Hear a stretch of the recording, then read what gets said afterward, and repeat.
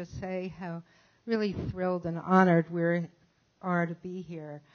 Several months ago, Phil sent me his book, and I read it, and I was so moved by it, I looked up his phone number and called him that night, because there are a lot of books about dyslexia, but this tells the heart of dyslexia. It really is dyslexia. So I was just delighted to be able to be here today and interview Bill. And in your book, you tell so much of what dyslexia is like. And what I'm going to do is just read something you said about what it was like when you were a child. You said, I would lie in bed trying to imagine what it would feel like to be able to read, to be normal enough like every other child in the world. And then you said you would stare at the words in the comic book and pretend you were reading them, essentially inventing a boy who was not dyslexic, quote, who was normal. I was creating a narrator capable of rewriting my story with a happy ending. So my question for you is, so how does it feel now? It seems your story does have a happy ending. Your poetry collection, however, that was awarded a Pulitzer Prize, is entitled Failure. So what does success feel like? Well, you know, it's interesting. I was thinking only tonight how much better I feel about myself when I screw up trying to introduce people or just do things in crowds with people, and that I used to have all these concomitant feelings about awkwardness or whatever, and I don't seem to anymore. I think I'm gotten off my case, that writing this book and understanding that certain things aren't my fault has really, really made a difference.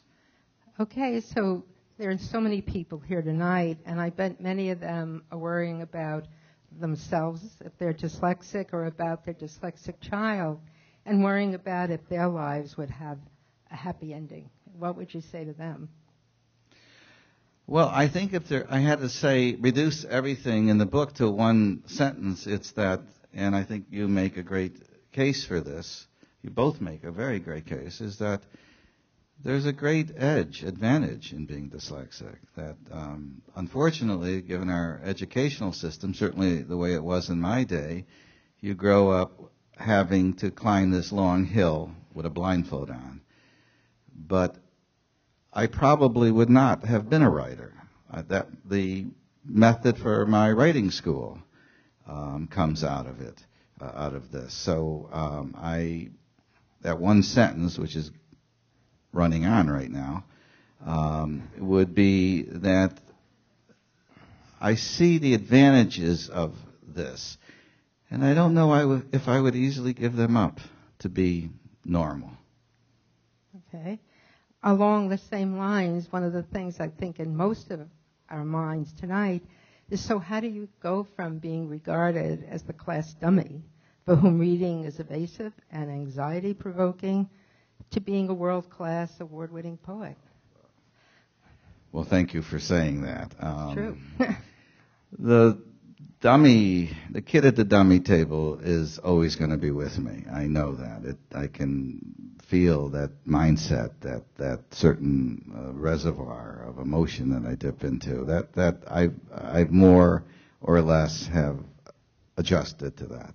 That makes a difference.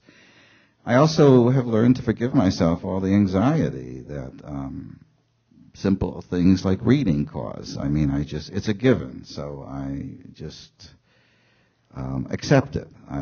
When I want to write and I know that something's making me anxious, the emotion I'm dealing with, I will tolerate the needing to play solitaire on the computer or the walking around the room and knowing that eventually it'll calm down and I'll begin to write.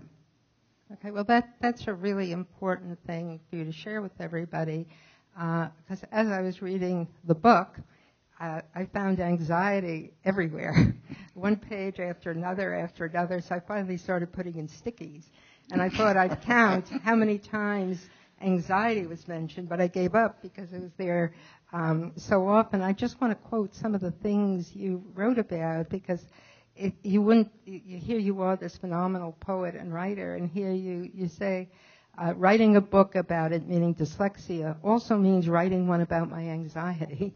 The paralyzing effects of fear and anxiety culminating in a state of panic where my mind would go dark. And you write how anxious it makes you. And I love the sentence, I love everything about books except actually reading them.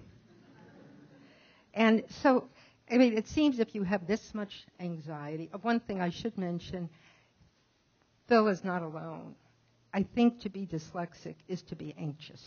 When you think of all the things that happen to somebody who's dyslexic. So we see it, and everybody who knows dyslexia sees it. So how do you get through it? You said you walk around, you do this, you do that, but you've written 7 volumes of poetry. You must have well-worn floors.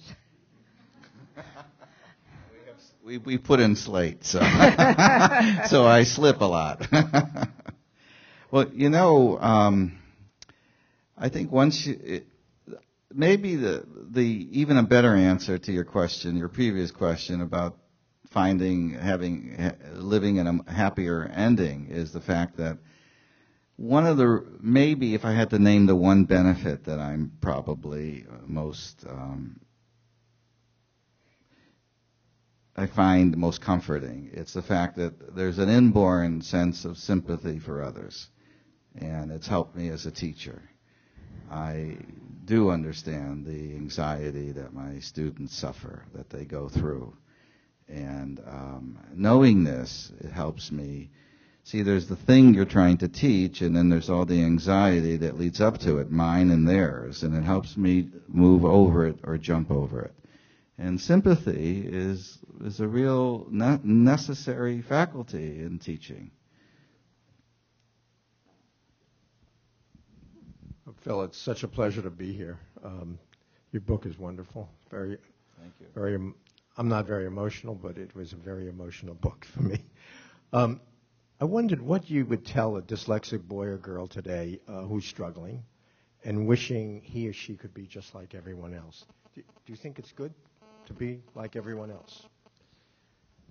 Well, the fact that they're so special, that their minds work, are wired differently, and they work in a different way, really makes them special, and that if they could learn to appreciate that, there are real benefits. One of them is the sense of, there's a lot of compassion that goes along with learning to be compassionate for yourself, and then that extends to others.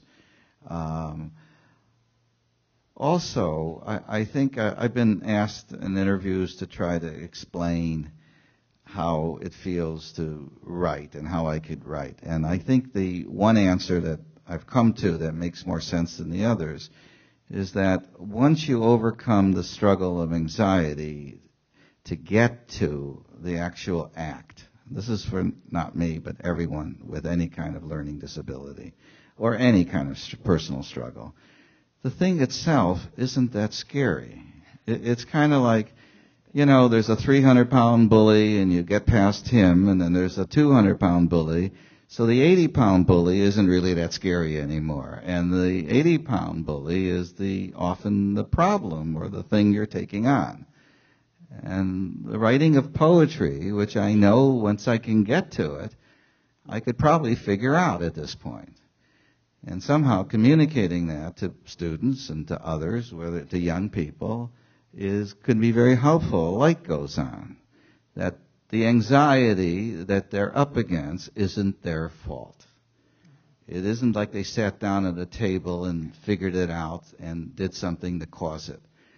And that the smarts you need to develop, the strengths, in order to overcome it, give you an edge, whether it's skating or physics or the arts, that others don't have.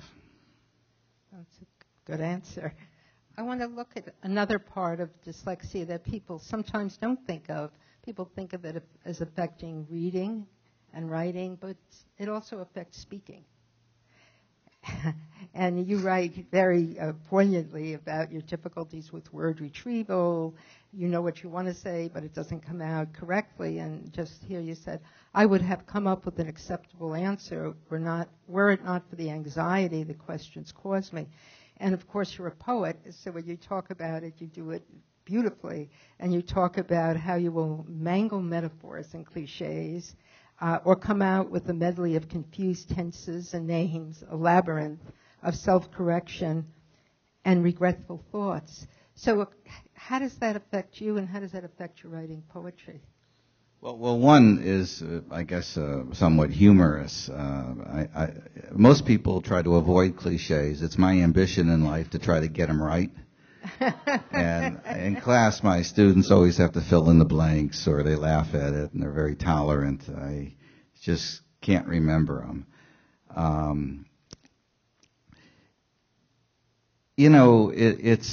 I'm sorry. I got caught up with that, and I forgot the rest of the question.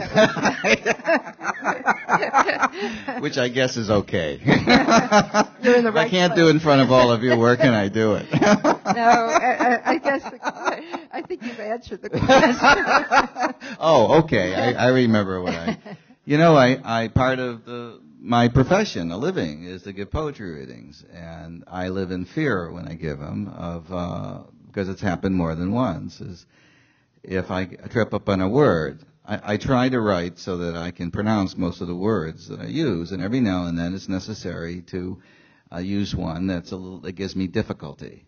There's an episode in the book, but it's one of many, that sometimes I get caught on a word and I can't say it. And instead of just doing the obvious thing, which is skip it and go to the next one, I can't. I've had a number of occasions where I get stuck and I disconnect. My brain goes blank. I lose any conscious ability to move. Now, maybe it's only a few moments in my mind. It's, a century. But a couple of times it's noticeable, so people afterwards will ask me what's happened. I mean, why didn't you I remember one organization, one person, the head of an organization, and came up and said, does that happen to you often? And I lied and said, no. But it's really interesting. Now I know what that is. It's word retrieval. Right? Even though I've written a word, it's there on the page, I can't, and then when I come upon the word, I can't remember how to pronounce it. And the tricks I use when I'm writing, I can't do in front of people. So there's all these different things that aren't so scary anymore. If I screw up, I screw up, and it really does make a difference knowing why. People like the two of you that have made all of us know why. So it's a great contribution, and it's an honor for me to be with you. Thank you. I should add. One of the things I wanted to touch on was you described the liberation you experienced as an adult when you were diagnosed as dyslexic, and you wrote, "It feels as if I'm meeting myself for the first time." What important thing did you learn about yourself? Who were you meeting in contrast to the person who was the old you? Well, it's this the sense of, I was actually never diagnosed. It was when my son was diagnosed that I realized that every single symptom was mine, and I discussed it with the neuropsychologist, and we went over it, and clearly this didn't seem necessary to go through the whole actual rigmarole. And I think it's just this understanding of who I was. It's a very good question. I found myself while reading that getting very emotional with certain things that when I prepared, I didn't.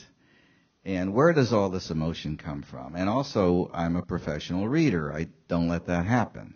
And I didn't let it happen. I controlled it. But I was like, where is these pools, these reservoirs of feeling come from? And obviously they come from the kid, the kid who is still back there, the young man who suffered and didn't understand and was trying to survive, was hanging on by his fingertips. And all that emotion is not part of my present life. I mean, I don't feel that. I mean, it's awkward, but I can talk about it. That kid is still there, and you have to learn how to deal with him. Let me pursue this a little bit more. You speak of the role of ignorance of one's own dyslexia and its consequences. How did this ignorance affect you? The ignorance, you mean the ignorance of not knowing of not knowing you're dyslexic. Oh, it's this cocoon that you live in. You live in fear, that you live around things. You can't do this, so you do this. You can't do this and this, so you do this. It was a kind of trade-off, that existence was a way of going down. Well, the trial and error, the good part of it is that the endless trial and error to do just basic normal things were often so difficult that the idea of not getting something right gave me a great tolerance for writing, because in writing you're constantly screwing up. You do it wrong 100 times before you get it right once. Now, not everyone can do it. Not everyone is patient or tolerant for so many mistakes. That I find often with my students that 3 or 4 drafts is as much as they can bear. That's an awful lot of rejection and loss to learn to tolerate. And I can write 100 before I assume I'll have to write 100. Let me move away from you for a moment to what you would tell. We see lots of children who are fearful of having, many parents who are fearful of having their child diagnosed as dyslexic. What would you say to those parents?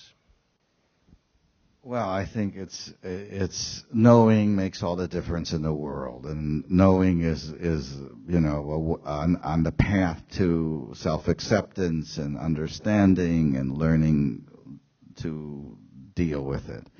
And I think that my wife said something to me today, and I lost it, but it's that during a radio, how do you answer something like that? Can you throw that out? I mean, there's a better answer. Do you remember what that is? Oh, I'm putting her on the spot. There's a very good way. There's a very good answer to that. Yeah, please. Yes.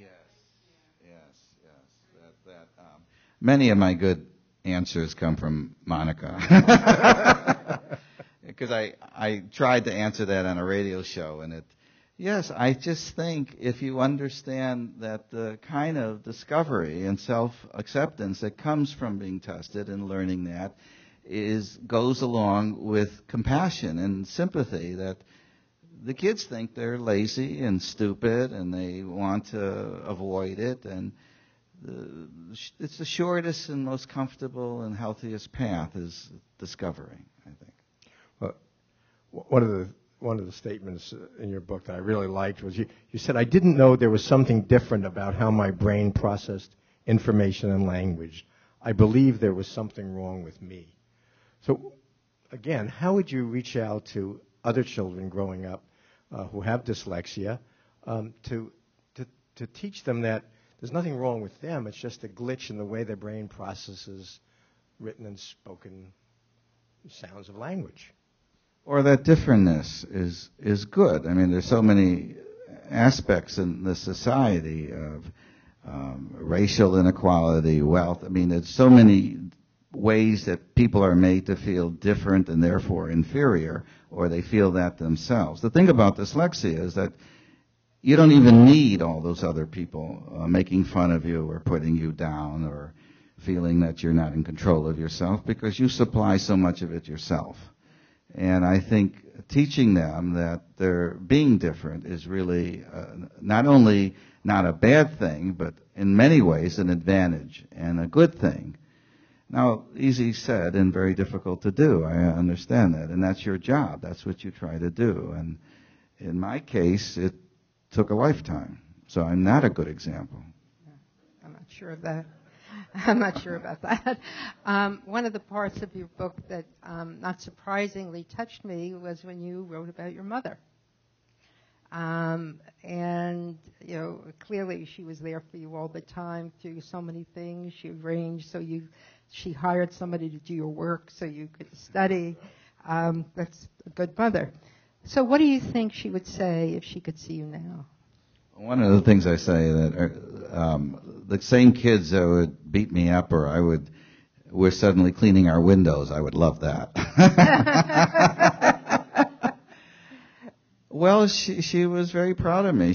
I was an only child, and she wanted me to carry her on. She wanted me to live for both of us in a way. And my reading, she loved to learn and wasn't dyslexic, and she wanted me to amount to something. And I think the thing that was as painful for me as anything else was the disappointment I would see in her eyes, being constantly called into school for fighting, being held back, being thrown out of a school. It was just really almost too much for her. And I think she would be very proud. It would be a very sweet feeling to imagine her reading this book. And she was a reader, too. She loved to read. I think she would love it. So we're talking about all the difficulties dyslexia causes and also how much we know about it, so we understand how the different symptoms fit together. But to this day, there are people who claim that dyslexia is not real. That it's just, I'm sure people here could attest to that it's a made-up phenomenon, primarily by those who want to gain advantage, for example, by obtaining extra time on tests. What would you say to these people? They're not a few. In mixed company? Well, I mean, that kind of ignorance is just so dazzling. It's so befuddling. I mean, I can't even imagine.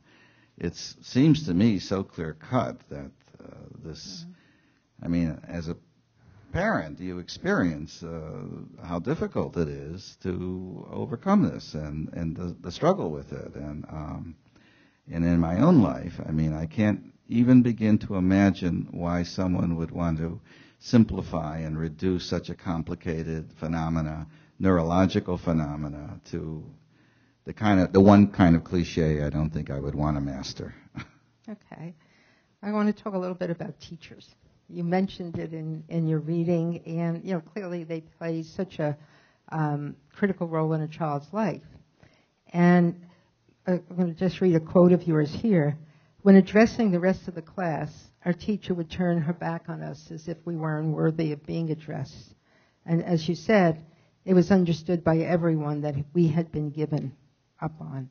So what would you say to that teacher today, or to Mr. Joyce, who told you that you couldn't be a writer? Well, I before I got college jobs and had books, I made a living by traveling around teaching poetry to school kids. And I remember I would love to. The younger the better. Most people wanted to work with, fifth graders, sixth graders, older, but I would take them in second grade or third grade, and I loved to teach them. They would get excited with. I remember one of the things I came up with is pretend. And this is long ago. Pretend in a plane that there's a sign that goes on in a plane. I mean, no smoking, and fasten your seatbelt. And then I would put both down and I would erase it so it would be no smoking, your seatbelt. And they would get it and laugh. And of course that was imaginative, and it was also playing with language. And then I would have them coming up with things like this. And I remember, it happened more than once, but once certainly, a teacher pulled me aside and said, some of the kids that are getting excited here are not that with it. That was her word. That they are not among the smartest the excitement. She wanted me to cool it, that the excitement of the imagination was more than she wanted. She was worried that she couldn't control it. And I tried to explain to her that it's just possible. I didn't know I was dyslexic. I had no idea what I was doing. I was just doing for these kids, I guess, what I had done with myself. that this excitement, that the excitement of being creative was a blessing, and that even kids, and I was probably thinking of myself, that even kids that appear to be that smart could have wonderful imaginations, and that this is something that they maybe even need more. I don't think I convinced her of anything. But they were worried about the excitement that the imagination fostered in these kids. That's worrisome. Yes. Well, not always. I mean, with this was... So, Phil, if you could dream, as I know you dream a lot and imagine a lot, and create a better world for dyslexics, what would that be like? And what would top the list of things you would change? Well, the kids would, I think it makes all the difference in the world. Once you know that you have this thing that isn't your fault, that it doesn't really have to stand in your way, and there are even all kinds of advantages. I think the earlier you get to kids, and once they have that, I mean, they can go on to do marvelous things. You know, Yeats was dyslexic. And his father pulled him out of school because Yeats embarrassed his father, who was a big deal in Dublin. And he didn't want everyone to know what a stupid kid he had. So he homeschooled him. And he homeschooled him by yelling at him when he couldn't learn how to read. He thought it was lazy. He thought it was slow. And I don't know if it ever was physical. On some accounts indicate that. W.B. Yeats, not a bad poet. So can kids, I mean, I'm sure he grew up with that idea of himself as someone who deserved to be yelled at. If you could take that erase that would be terrific. So you look around here tonight, and you see so many people here to hear you, to hear about your life as described in your wonderfully moving memoir. So who, as you say, believe you may have something of value to say to the many others who struggle with dyslexia? So what are you thinking? What's in your heart and mind now? Well, it's a very satisfying feeling. There's a lot of pleasure. I feel like I'm at home. Oh, that's nice. I think I'm going to ask you one last question that I'm interested in. I'm sure, I think the rest of the audience would be. You teach writing in a special way. And I was really struck because, everybody Googles everything. When I Googled your writer studio, the New York Times said it was the most personal of writing studios.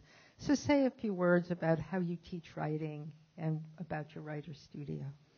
Well, I discovered while writing the book that the method, which I didn't know at the time, comes right out of how I taught myself how to read. I created this little boy who didn't have my problems. And through him, I tried to imagine what it would feel like to be able to read, to not be me, to not have this burden. And once I became him and tried to imagine the pleasure, I was moving toward actually reading. And that is how I taught myself how to read.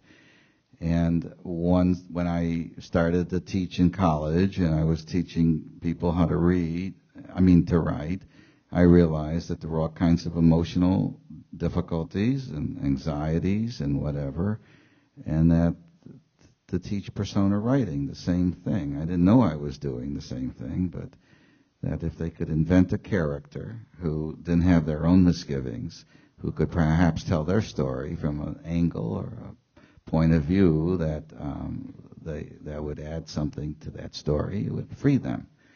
And I would always have success in doing it. So I experimented over the next 30 years. Trial and error. Is there anything we should have asked you that we didn't? I think this is as thorough as I can imagine. No, I think that...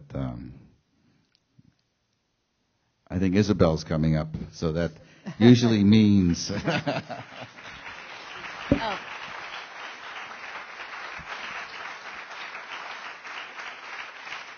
Thank you very much. I wanted to know if anybody has questions. We'll take questions from the audience for 5-10 minutes.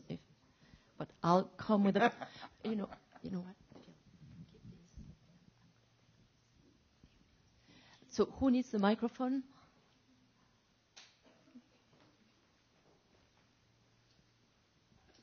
Are there students here from the Churchill School? Oh, hi.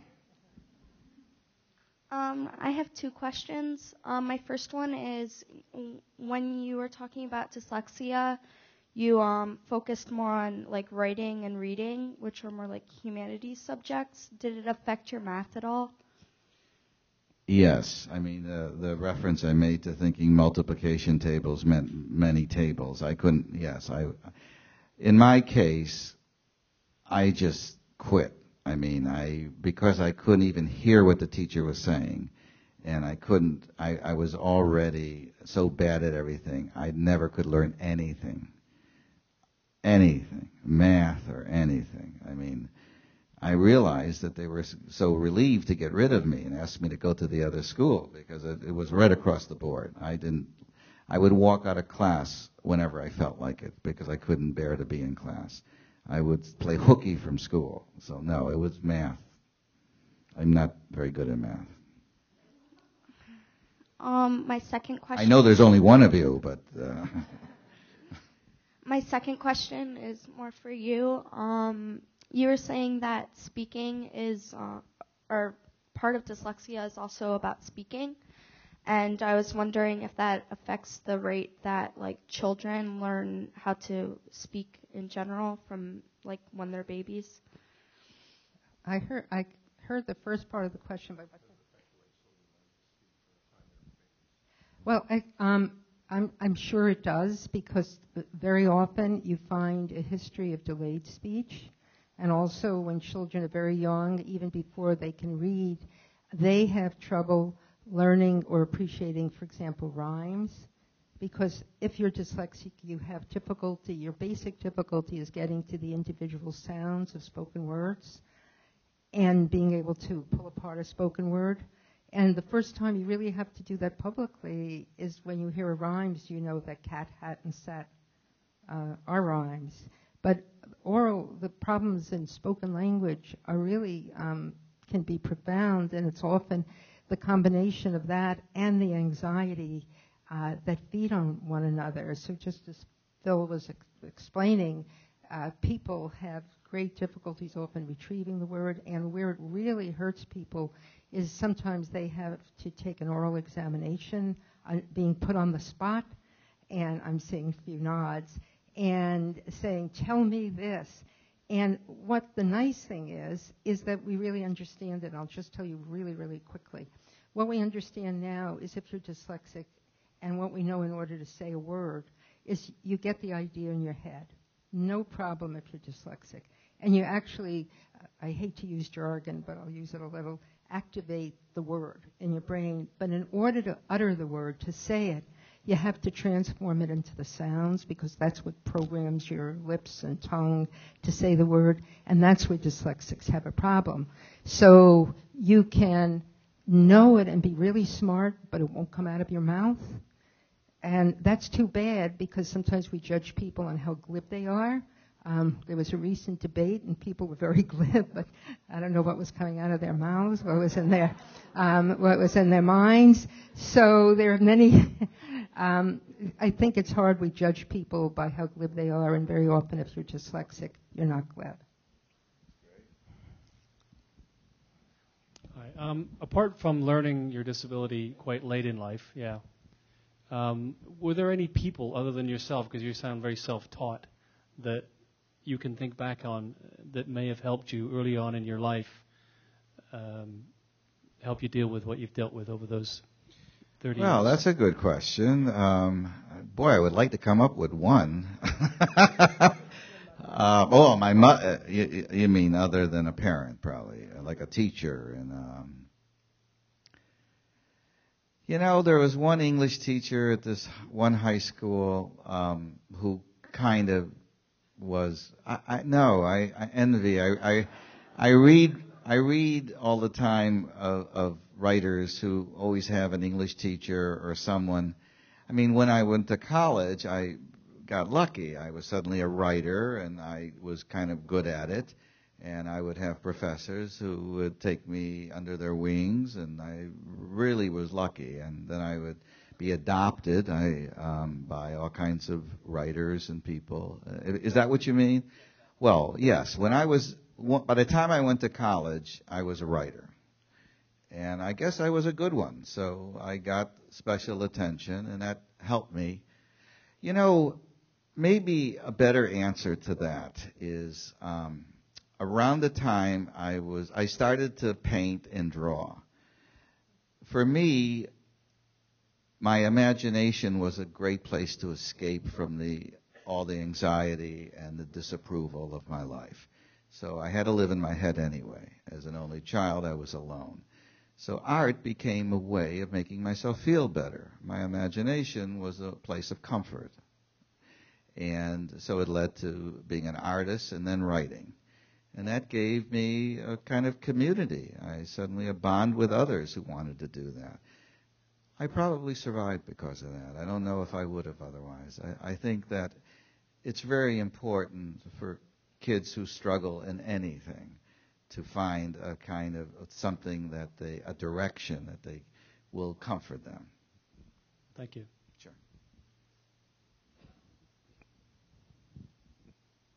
Any other question? Hi, I'm the mother of a 7-year-old that is dyslexic, severely dyslexic. I cried many times reading your book. Very moving. My question to you, and what I didn't see you write about a lot in your book, is what have you been able to do for your son to help him, and how is he doing? He's doing rather well. I would much prefer. I would love to answer that. I would much prefer to talk about myself. It's kind of, being a parent is certainly an issue in that. But can we rephrase that so I can just.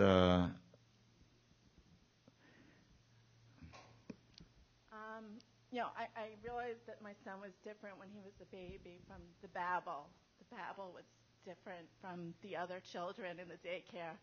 And it just, I'm not familiar with dyslexia. I did find out in this journey that several cousins were dyslexic. And, I'm just learning about it. And I've done a ton of reading, and I've read Sally Shaywitz's book. I just haven't found the answer, the key that will help my son. He still struggles. Symbols are very difficult for him. He has no phonemic awareness. There's so many programs out there. Have you found one that's the right program? I would attempt an answer. I don't know if I'm the right person to answer that. Would you rather answer that, or maybe I can make an attempt, but. What you're saying is that dyslexia is a really tough problem. It's a chronic problem, and there are no easy answers. We know a great deal about it. We've learned a tremendous amount. We know where it lives. We know that it's real because we can see differences in the brain, but it's a very difficult problem. How to get someone who has trouble getting to the sound structure words to really read fluently is still an extremely tough problem. And everybody here at Churchill School will tell you that. I mean, you can improve and you can do well in life, but it's still a very tough problem. If your son is only 7, he's got a journey. I know. And but there are no magical answers. People are trying. I mean, there's all kinds of approaches that might be helpful, and people are being very creative about those, but it's still a very tough problem. So what you're seeing is reality.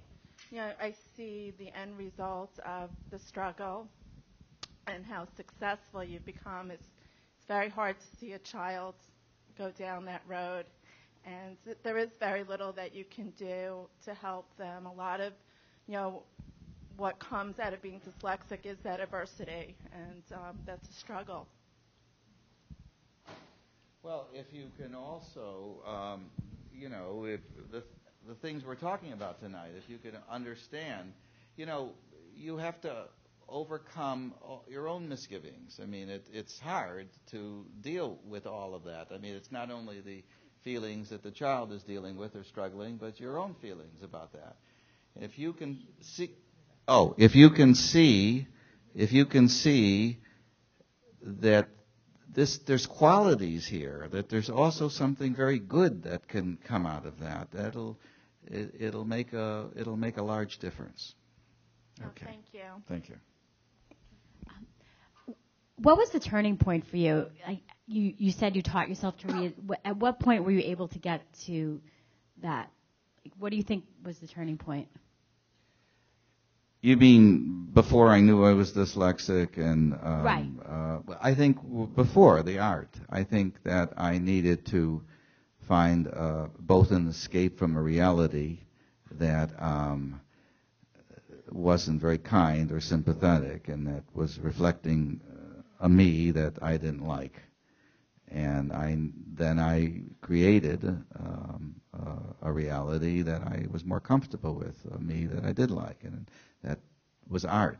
I think it's not surprising that a lot of dyslexics, Yeats, Fitzgerald, find their way into arts and science and something that is great comfort to them. And to realize that that's potential for them is very important. One more. Did you come to art on your own, or did your mother encourage it, or just how did you? Did I come to what on my own? Art on your own. In other words, like on art? Yeah. I was in a bookstore as a kid at Sibley's department store, and I opened up a book of Van Gogh's paintings, and I fell in love.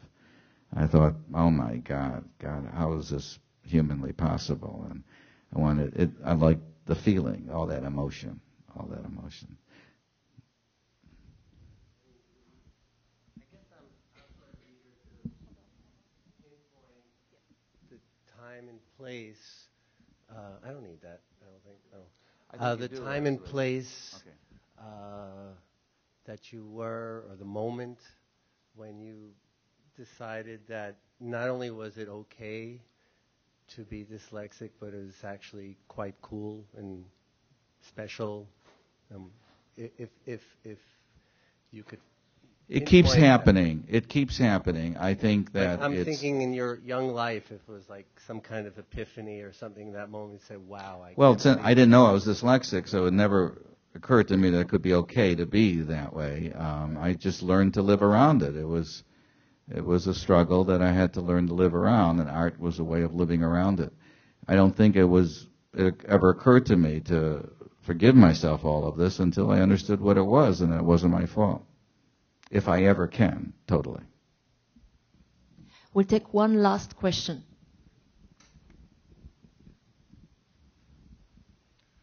Phil, on the same note, as a poet, because our brains are wired differently, having a similar circumstance, do you feel that you came at creative problems from a different angle, perhaps had new insights because your work is so profoundly insightful, that now looking back in retrospective was one of the gifts, perhaps, that the dyslexia gave you, a new way of looking at the world, and then you were able to create that in your poetry? Yes. I mean, I think that part of it is, the fact that there's so much trial and error, and that once I get to the problem itself, there's a kind of confidence and relief almost. That's a different way of looking at the problem. I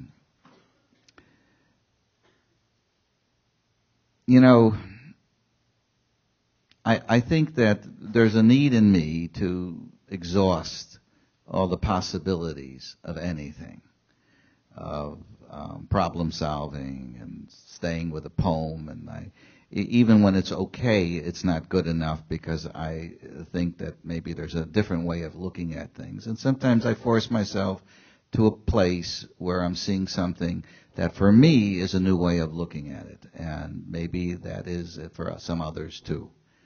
And since we're ending on this note, let me just add one thing that occurred to me. I think one's relationship with one's vulnerability is a very delicate and precious relationship. Most people try to, I think, generalizations, disguise that vulnerability because it makes them feel awkward and vulnerable.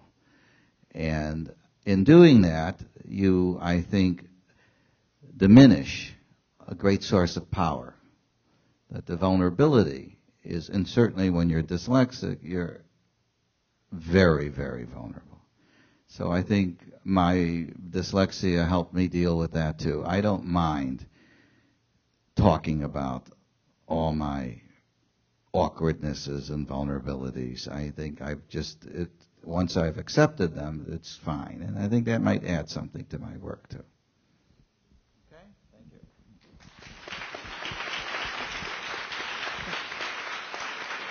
Thank you.